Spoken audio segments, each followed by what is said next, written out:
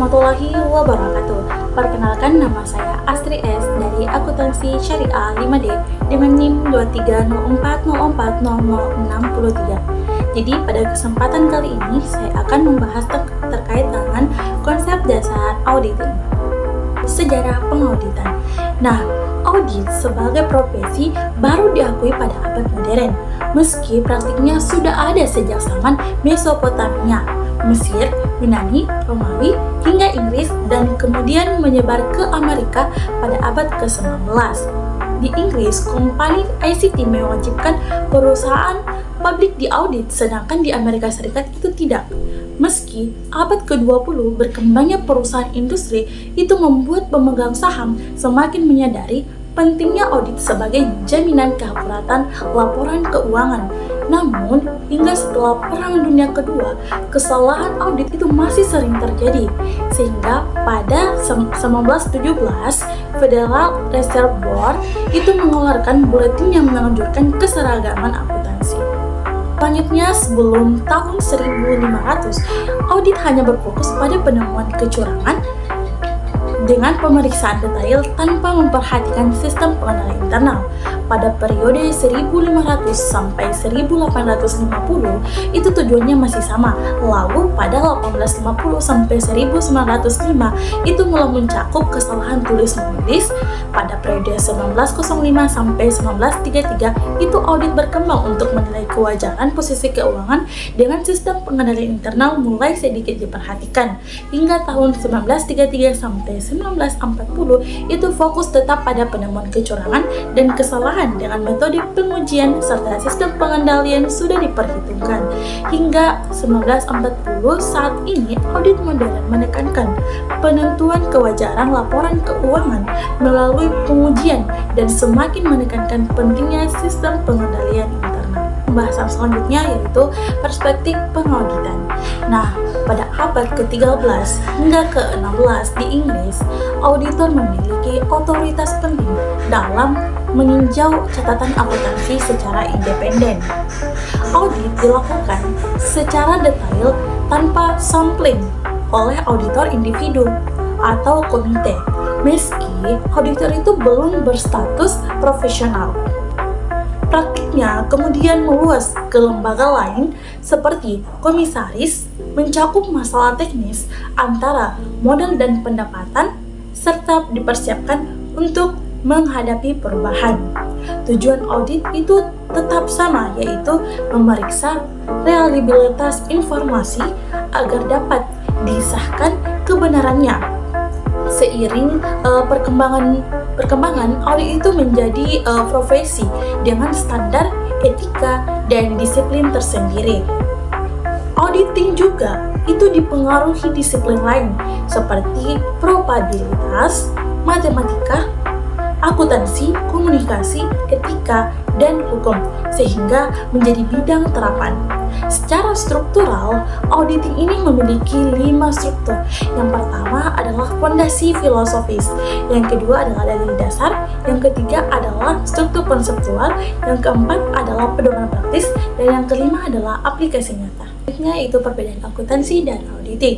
Nah, akuntansi dan auditing ini memiliki hubungan yang erat. Selain itu, auditing itu juga merupakan bagian dari akuntansi. Komite Terminologi IECPI itu mendefinisikan bahwa akuntansi itu adalah seni pencatatan, penggolongan, dan peringkasan transaksi dan kejadian yang bersifat keuangan dengan cara yang berdaya guna dan dalam bentuk satuan waktu dan penginvestasian hasil proses tersebut. Selanjutnya, akuntansi keuangan berfokus pada penyajian informasi bagi baik pihak eksternal yang membutuhkan laporan keuangan untuk pengambilan keputusan. Agar keputusan tepat, laporan itu harus andal dan kredibel. Karena laporan dibuat manajemen itu bisa mengandung konflik kepentingan, diperlukan pihak ketiga yang independen. Nah, pihak ketiga inilah yang disebut dengan auditor dan jasanya yang dikenal sebagai auditing. Menurut Arens dan Lobachke, auditing itu adalah proses pengumpulan dan pengevaluasian bahan bukti tentang informasi yang dapat diukur mengenai suatu satuan usaha yang dilakukan seorang yang kompeten untuk dan independen untuk dapat menentukan dan melaporkan kesesuaian informasi dimaksud dengan kriteria-kriteria yang telah ditetapkan. Nah, perkembangan auditing berjalan seiring dengan bisnis, meski tidak secepat perkembangan dunia bisnis. Nah, auditing ini itu bersifat analitis karena mengumpulkan informasi laporan keuangan untuk membuktikan kewajarannya. Sedangkan akuntansi itu bersifat konstruktif dengan mengumpulkan, mengolah, dan menyajikan data keuangan sebagai dasar pengambilan keputusan. Baik, selanjutnya kita masuk materi hubungan pelaporan keuangan dengan auditing. Nah, akuntansi itu bertugas mencatat, mengukur, mengelompokkan, meringkas, hingga menyusun laporan keuangan sesuai prinsip akuntansi yang berlaku umum, lalu menyajikannya kepada pihak eksternal. Nah, auditor kemudian memeriksa laporan tersebut berdasarkan standar auditing, mengevaluasi bukti, memastikan kesesuaiannya dengan standar akuntansi keuangan, dan memberikan pendapat profesional melalui laporan auditor. Dengan demikian, auditing ini berfungsi memberikan keyakinan bahwa laporan keuangan yang disampaikan manajemen itu benar-benar wajar bagi pengguna eksternal. Baik, selanjutnya adalah materi kebutuhan audit. Nah, pada gambar tersebut menerangkan bahwa asersi yang disampaikan manajemen atau laporan keuangan tidak langsung diserahkan kepada penggunaan pihak di luar perusahaan.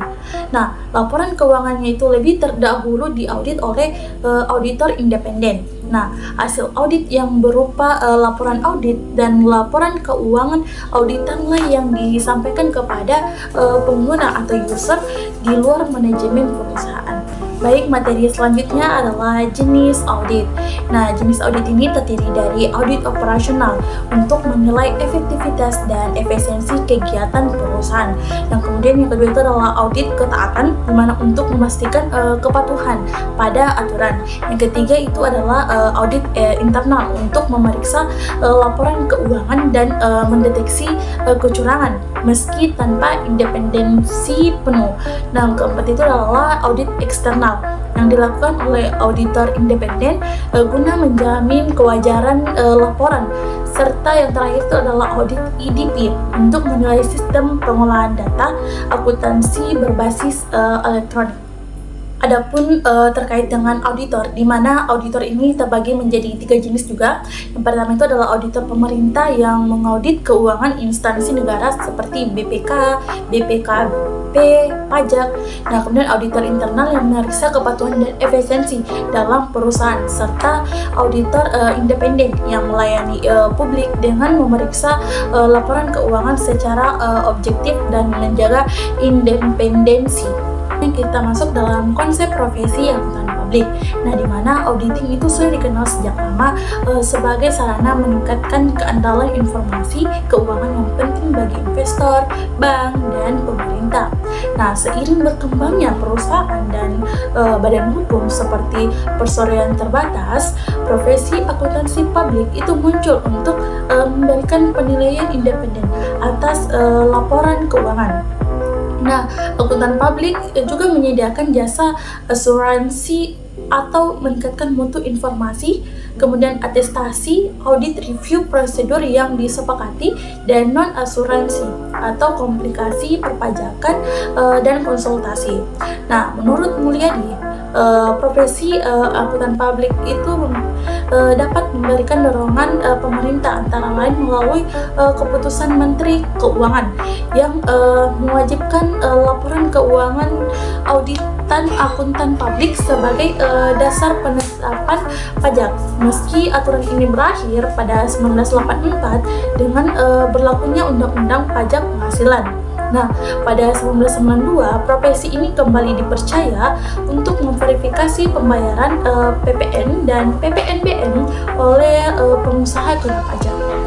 Baik, itulah hasil pemaparan dari saya terkait dengan konsep dasar auditing. Mungkin itu saja yang dapat saya sampaikan. Wassalamualaikum warahmatullahi wabarakatuh.